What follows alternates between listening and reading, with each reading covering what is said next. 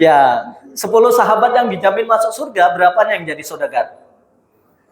Dari 10 sahabat yang dijamin masuk surga, saudagar berapa orang? 9 orang kan? Hanya satu saja yang nggak saudagar gitu. Itu artinya banyak alasan kenapa kita harus jadi pengusaha. Adik-adik, dari kecil saya nggak punya cita-cita lain kecuali ingin jadi pengusaha sukses. Kenapa? Karena buat saya yang lahir keluarga duafa, sangat miskin di kampung jauh di Medan sana, dari Medan masih jauh di Sumatera Utara, ya sangat sulit lah gitu. Bahkan pernah tamat SD mau ke SMP itu saya berhenti 1 tahun, saking nggak punya dana mau sekolah sebatas SMP saja, sekalipun negeri gitu ya. Saking susahnya orang tua.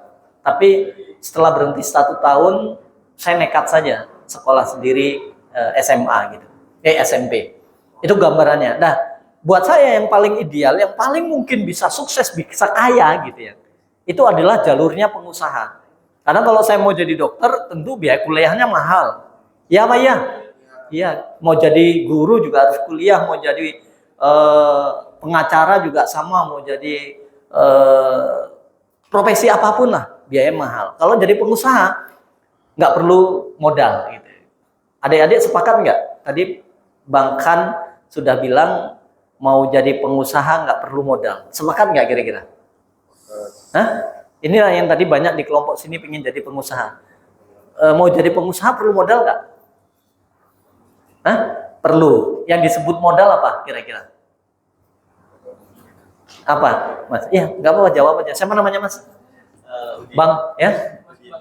Bang Udin. Apa Bang Udin kira-kira? Mau jadi pengusaha modalnya apa? Niat. Oke. Terus yang kedua? Sahadat. Oke. Terus modal itu apa? Iya, modal itu apa? Modal itu dari biaya. Uang. Ya, oke. Terus Apa yang mau dijual? Apa yang mau dijual? Ilmu berarti ya, produk gitu ya, skill. Oke. Nah, sering teman-teman orang ketika ngomong mau usaha butuh modal langsung identik dengan apa? Modal itu uang. Ya apa ya? Iya kan? Sehingga kalau mau usaha nggak punya uang bisa nggak? Nah, orang berpikirnya langsung bilang nggak kan? Oh, saya mau usaha mau jualan nggak punya uang ya nggak bisa kan gitu kan? Nah, padahal nggak selalu begitu. Kalau kita mau usaha, kita mau jualan nunggu punya uang, maka selamanya bisa jadi teman-teman nggak akan pernah bisa jadi pengusaha. Kenapa? Kalau menunggu punya uang, apalagi punya uang banyak baru usaha, ya terus kapan mau kita bisa ngumpuli uang banyak?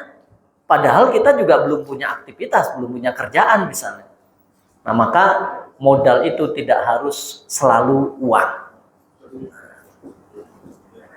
Pernah di sebuah seminar ya, sebelum pandemi itu saya sering isi di UNUD, di Warmadewa, di Undiknas dan lain-lain sebagainya, seminar pernah dengan Bang Adi Warma Karim, pernah dengan Cok, Pak Cok yang Krisna dan lain-lain sebagainya. Jadi ketika saya tanya tentang modal uang itu sama seperti itu, jawabnya selalu uang. Ada salah satu anak muda saya panggil ke depan. Oke, saya tanya ini, kamu mau nggak saya kasih uang 100 juta? Saya tanya sama kepada teman-teman semuanya di sini, adik-adik. Mau nggak saya kasih uang 100 juta untuk modal usaha? Ini di sana belum jawab, nggak mau berarti ya? Saya ulangi sekali lagi, mau nggak saya kasih uang 100 juta untuk modal usaha? Mau. Semua jawabannya mau kan gitu kan? Saya panggil, mau nggak? Mau, serius. Oke, saya kasih nih 100 juta sekarang. Tapi ada syaratnya. Siapa? Nah, oke, kalau gitu bener. Ya apa dulu Pak syaratnya? Oke, saya kasih 100 juta. Syaratnya saya potong kakimu 1. Kalau ini saya ajukan kepada adik-adik, mau nggak? Mau nggak? Nggak mau, berubah pikiran kan? Nggak mau. Ternyata 1 kaki kita itu harganya sudah 100 juta minimal, bahkan lebih. Buktinya adik-adik nggak mau. Artinya bahwa apa yang kita miliki itu, kalau ngomong modal itu uang, itu mahal sekali. Belum lagi kaki yang kedua, belum lagi tangan. Keduanya, belum lagi mata. Wah, lebih serem lagi. Kalau saya ambil kedua matamu, saya kasih 1 miliar, mau nggak? Nggak mau juga kan gitu. Nggak kebayang. Belum lagi otak yang diberikan oleh Allah. Dengan otak yang kita miliki bisa berpikir, mencari cara, buat konsep, buat bisnis model. Dan sekarang adik-adik, bisnis itu begitu banyak cara bisa sukses dengan adanya sosial media. Nah, saya mau tanya adik-adik ini, di sini siapa yang punya IG, akun IG, yang agak angkat tangan? IG,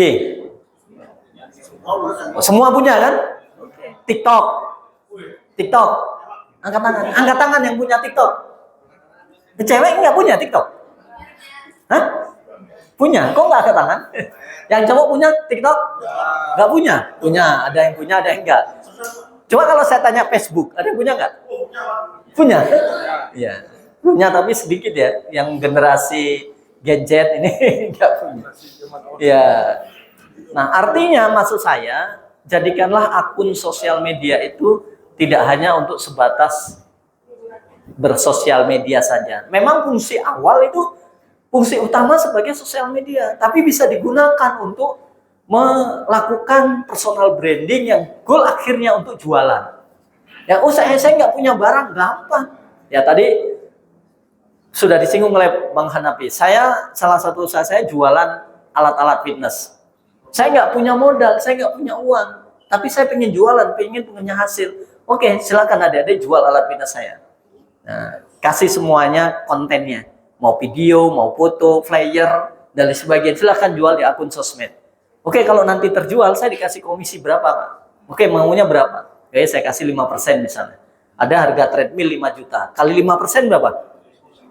250.000. Oh, tapi gimana jualannya? Gimana caranya dan sebagainya? Anda bisa cari itu tutorial di YouTube dan lain-lain sebagainya. Begitu banyak cara jualan yang efektif dengan sosial media.